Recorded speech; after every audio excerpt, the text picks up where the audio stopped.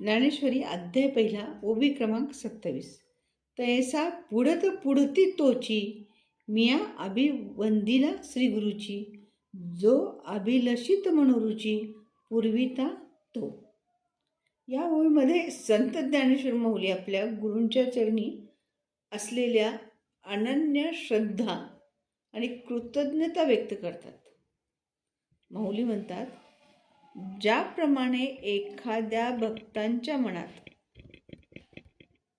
आपल्या गुरूंबद्दल प्रेम निर्माण झाले आणि जेव्हा प्रेम निर्माण झालं तेव्हा तो गुरुला वारंवार नमस्कार करतो, त्याचप्रमाणे मीही पुन्हा पुन्हा त्याच गुरूंना वंदन करतो. कारण गुरु हे केवळ ज्ञान देणारे नसतात, ते आपल्या अंतःकरणातील अज्ञानाचा अंधार दूर करून आपल्या खऱ्या स्वरूपाची ओळख करून देतात. जो अभिलाषिती मनोरुची पूर्विता तो, म्हणजे आपल्या मनातील योग्य मंगल इच्छा पूर्ण करणारा तो श्रीगुरु. इथे माऊली आपल्याला एक सुंदर गोष्ट सांगतात. गुरु आपल्या प्रत्येक इच्छा पूर्ण करतात. याचा अर्थ असा नाही आहे की संसारातील प्रत्येक इच्छा पूर्ण करून देतात.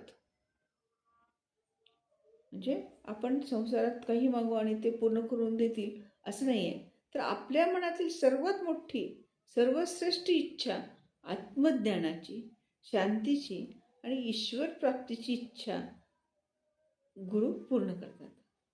आई आपल्या लेकराचा हात धरते, त्याला योग्य मार्गावर घेऊन जाते. त्याप्रमाणे गुरु आपल्या जीवनाचाच हात धरतात. आपण कुठे चुकतो, कुठे थांबतो, कुठे भरकटतो हे गुरु जाणतात आणि योग्य योग्य दिशा देतात. म्हणून गुरूंचे स्मरण हे केवळ नमस्कारापुरते नसावे. गुरूंनी दाखवलेल्या मार्गावर चालणे हीच गुरूंची खरी खरी पूजा आहे. आपल्या आयुष्यात कितीही ज्ञान मिळाले, कितीही यश मिळाले, तरी त्या ज्ञानाला योग्य दिशा देणारा सद्गुरू लाभला तर जीवन खऱ्या अर्थाने धन्य होते, हो की नाही?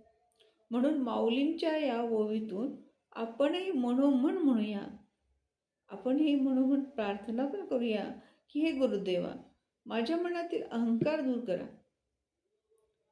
विवेकाची ज्योत प्रज्वलित करा आणि तुमच्या चरणी माझी श्रद्धा अखंड राहू द्या. श्री गुरुचरणी केलेला नमस्कार म्हणजे केवळ मस्तक झुकवणे नव्हे, तर आपल्या मीपणाचा त्याग करून गुरूंच्या मार्गावर स्वतःला समर्पित करणे होय. श्री गुरूंच्या चरणी आपण कोटी कोटी प्रणाम करूया. रामकृष्ण हरी. जय माऊली. ऐसा पुढत पुढती तोची मिया अभिवंदिला श्री गुरुची, जो अभिलषित मनोरुची पूरविता